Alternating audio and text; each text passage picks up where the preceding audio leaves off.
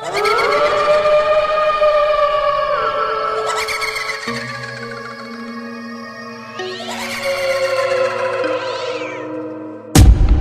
تبارک و تعالیٰ کے نام سے شروع جو بڑا مہربان اور نہایت رحم کرنے والا ہے۔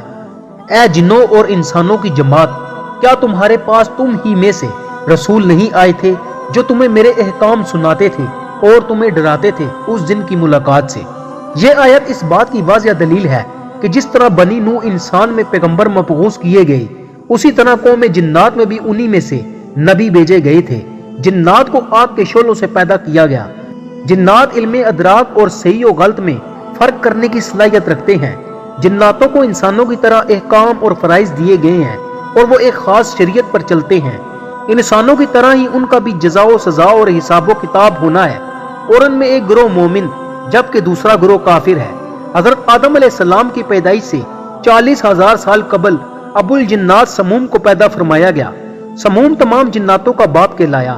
اللہ تعالیٰ نے اسے آگ کے شعلوں سے پیدا فرمایا تھا۔ جب اسے پیدا فرمایا گیا تو اللہ تعالیٰ نے کہا، اے ابو الجن، کیا تیری کوئی آرزو ہے؟ اس نے کہا، میری تمنا یہ ہے کہ ہم سب کو دیکھ سکیں لیکن ہمیں کوئی نہ دیکھے، اور میری نسل کے ہر جنات ہمیشہ جوان رہیں۔ اللہ تبارک و تعالیٰ نے اس کی یہ تمنا پوری فرما دی۔ لہٰذا جنات ہر مخلوق کو دیکھ لیتے ہیں لیکن دوسرے لوگ انہیں نہیں دیکھ سکتے، اور جب وہ مرتے ہیں تو زمین میں غائب ہو جاتے ہیں، اور ان کا بوڑھا بھی جوان ہو کر مرتا ہے، یعنی انہیں بچے کی طرح کم عمری میں لوٹا دیا جاتا ہے۔ پھر اللہ تبارک و تعالیٰ نے اس کی بیوی مرجا کو پیدا فرمایا۔ ان دونوں کے تعلق سے ایک لڑکا اور ایک لڑکی کی پیدائش ہوئی۔ کچھ عرصہ بعد ان کے بھی لڑکے اور لڑکیاں ہوئیں۔ اس طرح ان کی تعداد بڑھتی چلی گئی اور وہ 70,000 کے قریب ہو گئے۔ لہٰذا اللہ تبارک و تعالیٰ نے ان پر قانون نافذ کر دیا، اور پھر وہ جوڑوں، خاندانوں اور قبیلوں کی شکل میں رہنے لگے۔ جب جنوں کی نسل میں اضافہ ہوا تو اللہ تبارک و تعالیٰ نے انہیں رتبوں کے اعتبار سے زمین، ہوا اور پانی میں آباد کر دیا۔ جب وہ زمین میں آباد ہوئے تو ایک مدت دراز تک اللہ تبارک و تعالیٰ کی عبادت کرتے رہے۔ پھر وقت گزرنے کے ساتھ انہوں نے اللہ تبارک و تعالیٰ کی نافرمانی شروع کر دی اور زمین میں خون خرابہ اور فساد پھیلانے لگے۔ ان کا ایک بادشاہ تھا جس کا نام یوسف تھا۔ اللہ تبارک و تعالیٰ نے یوسف جن کو نبوت کے عہدے پر فائز کیا تاکہ قوم جنات کو ہدایت ملے۔ یہ جنوں کی قوم میں بھیجے گئے پہلے نبی تھے۔ جب انہوں نے اپنی قوم کو دعوت حق دیا تو جنوں نے انہیں قتل کر ڈالا۔ لہٰذا اللہ تبارک و تعالیٰ نے بطور سزا دوسرے آسمان کے فرشتوں کا ایک لشکر بھیجا۔ اس لشکر کا نام لشکر جن تھا۔ ان میں ابلیس بھی تھا جو 4,000 جنوں کا سردار تھا۔ چنانچہ وہ لشکر آسمان سے اترا اور روئے زمین کے تمام جنوں کو نکال دیا اور انہیں زمین سے جلا وطن کر دیا۔ ان کو دریاؤں، جزیروں میں بگا دیا گیا، جبکہ کچھ منکرین یوسف جن کو نبی نہیں مانتے بلکہ صرف بادشاہ قرار دیتے ہیں۔ ان کے نزدیک اللہ تبارک و تعالیٰ نے جنات میں پہلے جن پیغمبر حضرت عامر بن عمیر بن حجان کو جنوں کی ہدایت کے لیے بھیجا تھا۔ یہ جن پیغمبر تھے لیکن کچھ ہی عرصے میں جنات نے انہیں شہید کر دیا۔ اس دوران انہوں نے 800 سے زیادہ پیغمبروں کو شہید کیا۔ اس کے بعد اللہ تبارک و تعالیٰ نے قوم جنات پر عذاب نازل فرما دیا، اور جب ان پر قہر نازل ہوا تو زمین کا بڑا حصہ ان سے صاف کر دیا گیا۔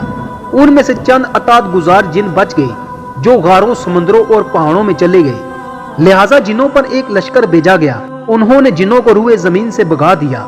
جنات سے جنگ کے بعد ابلیس نے اللہ تبارک و تعالیٰ سے التجا کی کہ اسی زمین میں ہی رہنے دیا جائے۔ لہٰذا وہ یہاں آباد ہو گیا اور اس کی نسل خوب پھلی پھولی۔ اس کی کثرت عبادت کی وجہ سے اسے ساتوں آسمان اور جنت میں بھی جانے کی اجازت مل گئی۔ پھر ابلیس نے روئے زمین کے جناتوں کو اپنے ساتھ ملانا شروع کر دیا۔ جنات کے 4 قبیلوں نے ابلیس کے ہاتھوں پر بیعت کر لی، جبکہ جناتوں کے 2 قبیلوں نے ابلیس کے رستے پر چلنے سے انکار کر دیا۔ جبکہ کچھ مورخین نے لکھا ہے ابلیس بھی جنات کے ہی قبیلے سے تعلق رکھتا تھا۔ اس نے جنات کے ایک قبیلے بلوجان کی ایک لڑکی سے شادی کی، اور اللہ تبارک و تعالیٰ نے ابلیس کو ہزاروں بیٹوں اور بیٹیوں سے نوازا تھا۔ جب سارے سرکش جناتوں کو ختم کر دیا گیا تو وہ وقت حضرت آدم علیہ السلام کی پیدائش کا وقت تھا۔ پھر اللہ تبارک و تعالیٰ نے فرمایا، میں زمین میں اپنا نائب بنانے والا ہوں جو انسان ہوگا۔ حضرت آدم علیہ السلام کے اس دنیا میں تشریف لانے کے بعد جناتوں میں کوئی نبی نہیں بھیجے گئے۔ اس زمانے میں جناتوں کو ان پیغمبروں کی پیروی کا حکم تھا جو انسانوں کے درمیان مبعوث تھے، لیکن جناتوں کی شر انگیزی بڑھتی چلی گئی، یہاں تک کہ اللہ تبارک و تعالیٰ کے پیغمبر حضرت سلیمان علیہ السلام نے ان پر قابو پایا اور انہیں دوبارہ ان ویرانوں اور پہاڑوں میں جانے کا حکم دیا۔